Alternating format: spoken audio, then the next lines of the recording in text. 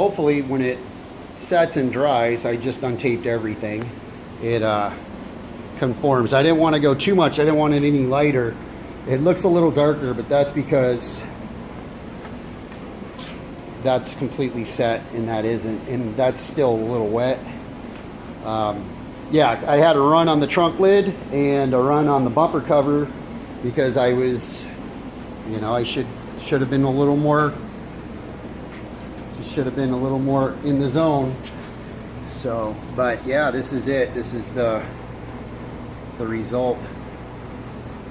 Of course, I'm going to peel the matte pearl clear off the B&W symbol, and I'll just keep that little ring around it regular. So yeah, I had to do that. I you know, car light, you're sitting at a light and the car's sitting right there and all they're doing is looking at the back of your car. If you have a run right there, I mean, the rear of the car is actually a very, very important part to get right, because you know, you don't want to be embarrassed at every stoplight at night or even in the day when somebody's watching. You know, when you have a B&W, like a nicer, newer B&W, people will nitpick you till the, you know, they'll just, if you have a piece of shit already, then who cares, right? But if your car's already, you know how it is. If it's a little bit, you know, nice and stuff, people want to, you know, bash your shit. If it's, you know, flawed in any way, shape, or form. So anyway, this part needs to be cleaned up. This part, it's dusty already, but yeah, it's totally looks like it doesn't match, but I guarantee it's going to match when it's just crazy when it's wet how that. Awesome.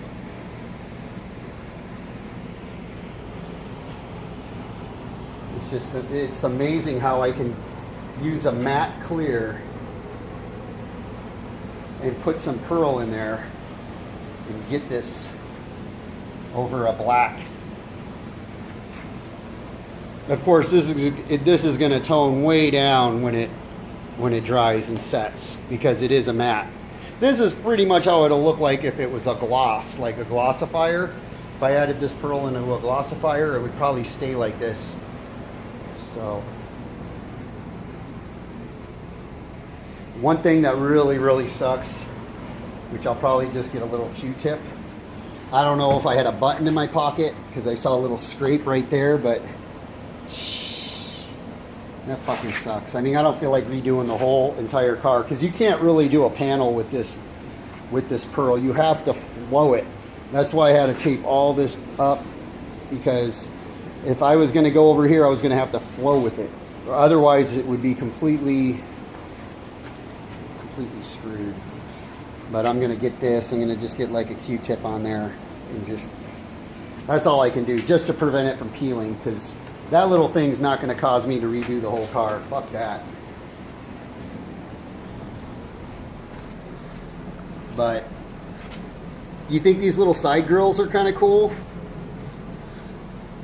It has a really good high flow, real light material.